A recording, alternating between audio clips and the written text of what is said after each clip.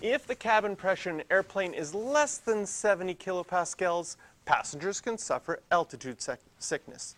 To the nearest kilometer, at what altitude is the atmospheric pressure 70 kilopascals? And again, in a question like this, they would give you a formula and describe what everything means. So the formula that would be given to you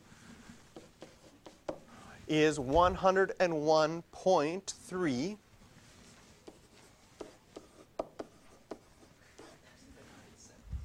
times by 0.088 to the h.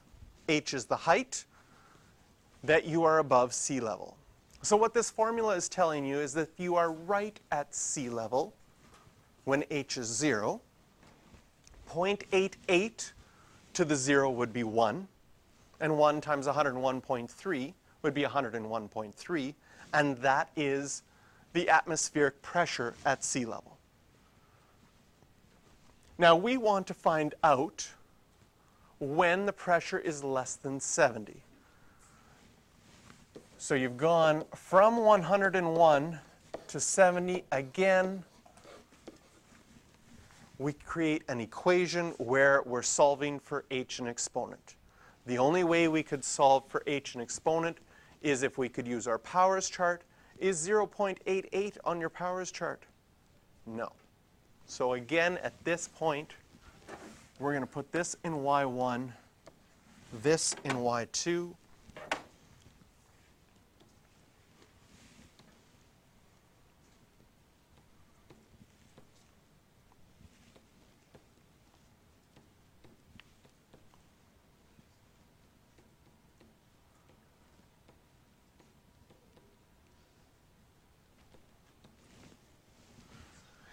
And again, analyzing that first equation.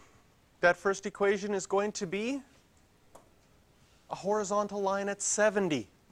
So as far as my window goes, I don't need to go up to 3,000 anymore. Probably 100 would be enough. Does that show me my line at 70? Yes. Does my exponential function cross in time? Yes. Now, notice that this time our exponential function is decreasing from left to right. That's because the base is 0.88. Any time that your base is between 0 and 1, you're going to get it to be a decreasing exponential function. Again, we can calculate where these intersect. Second, calculate. Number 5. Enter, enter, enter. 2.89.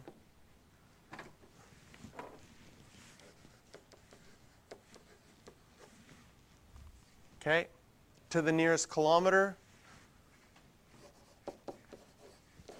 So I'd have to round. I have to remember my units so I don't get an E5 error.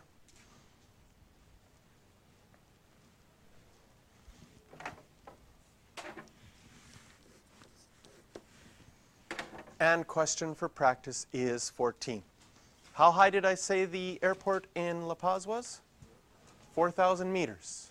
You get altitude sickness when you hit 3 kilometers. Not even, 2.89. How much is that in meters? 3,000 meters. So the airport is another kilometer higher than altitude sickness.